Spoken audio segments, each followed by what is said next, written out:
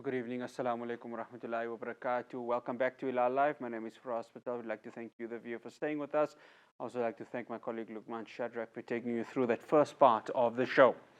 Now, the Pan-African Congress of Azania and the African Transformation Movement have pledged support to the EFF as they called for the unity of like-minded organizations ahead of the upcoming general elections. Both parties attended the EFF's 2024 elections manifesto launch that took place at the Moses Mabhida Stadium in Durban over the weekend. Joining us now to discuss this, I'd like to welcome the president of the PAC, Mzwanele Nyhontso. Mr. Nyhontso, good day. Thank you so much for joining us here on Hilaal Live. Thanks for having us, and good day to you and your viewers, my brother. Yeah, it's an absolute pleasure. Mr. Nyhontso, this allegiance or pledge of support for the EFF, is it a supposed combination of political parties where something akin to, for example, the Moonshot Pact? Is this the EFF, the ATM, and the PAC's version of their own Moonshot Pact? Because I don't know the Moonshot Pact, what does it entail, and so on. But ours is always informed by the PAC's first aim, that we must rally and unite all African people under one national front, under the banner of African nationalism, into one national front. So we are informed by that unity of the African people. It is not a combination of political parties yet. It is not an alliance yet, but it is a call for all the like-minded political parties to sit down and chart the way forward about our own country. Remember, we'll be launching our own manifesto on the 2nd of March, and we'll be inviting same parties and other parties to come and pledge solidarity with the PAC.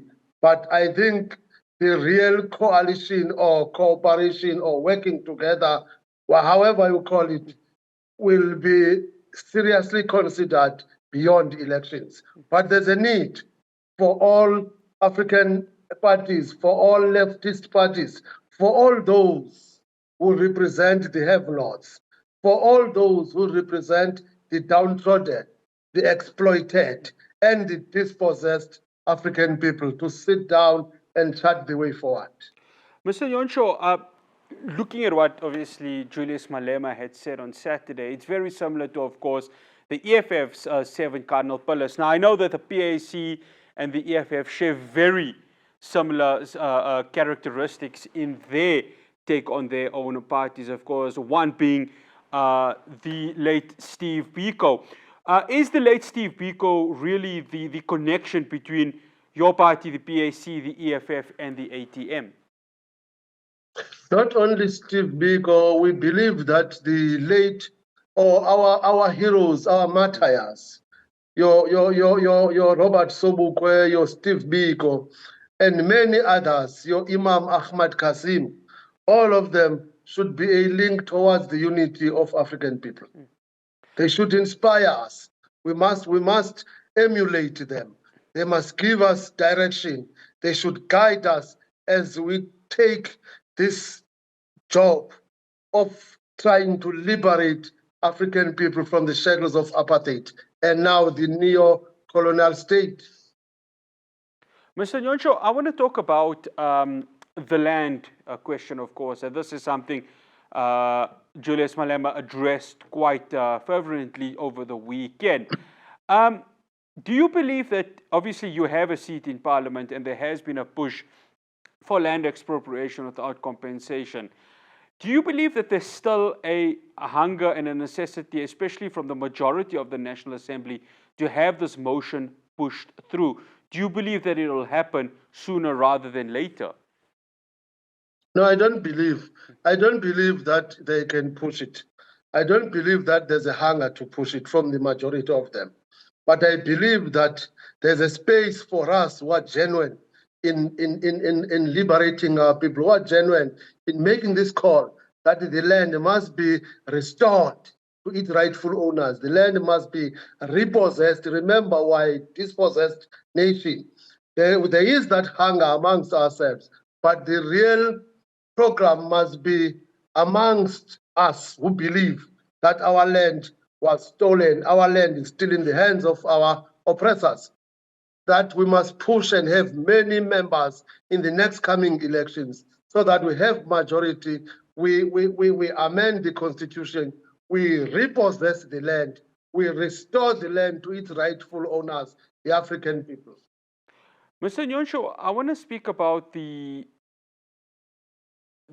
nationalization, especially that of the Reserve Bank.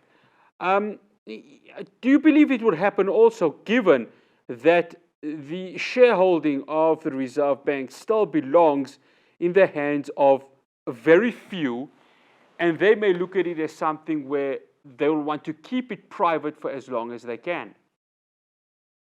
Everything is in the hands of the National Assembly members. All we need is a political will, leaders with political will, leaders who are not scared, fearless leaders who will go out there, one, and nationalize that Reserve Bank, two, and nationalize those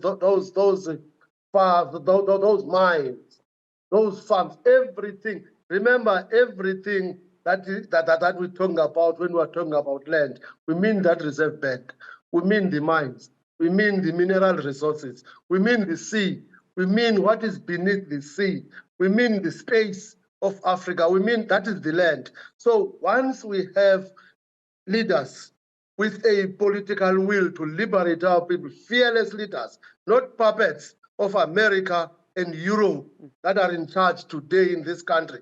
Once we remove those ones, everything is possible. This country indeed will be liberated and Azania will be free. Mr. Nyhontso, I want to just get your take on the President's State of the Nation address that happened on Thursday. We tried looking for you, of course, while we were there at the National Assembly, but I know you were engaged in a lot of activities. Just your summary of his speech. Political speech, campaign speech for elections, fully loaded or overloaded with emptiness, with lies, with everything you can think of. I mean, for a president to say the days of load shedding are about to end and the following day we're on stage 6. For the president to tell us that there's a fight, serious fight against unemployment, when youth unemployment in this country has just overtaken Brazil as the most unemployed country in the world. For the president to tell us that Tinswalo, a lady that is working and now is 35, when most of 35-year people in this country are told that they don't have experience, when they told that they don't qualify to be employed, when more than 9 million of them are languishing in the streets looking for jobs. The speech was full of lies. Mr. Nyhontso, I want to get your take on reports that Minister Naledi Pandor, of course, who has been quite strong, and I know the PAC has been quite strong in its support for Palestine. I want to get your take on threats that have been made to her life. These are reported threats that have been made to her life. She said that there are individuals acting as Israeli agents that want to, of course, threaten her and her family. I just wanted to get your take on that, because it seems to be very concerning from an internal perspective, obviously given that South Africa's case in the ICJ and the success of it. That's very regrettable, my brother. We really hope that that is not going to happen from these Zionists, these satanic Zionists from Israel. We hope that will not happen. Remember, as PAC, we've been supporting all the positions that the Minister of International Affairs, Naledi Pandor, has been tabling in Parliament. Because as we have said it, Palestine is us and we are Palestinians. So we really regret it and we hope that it's not going to be a serious thing. But these are all things that are happening to a country that is controlled by others.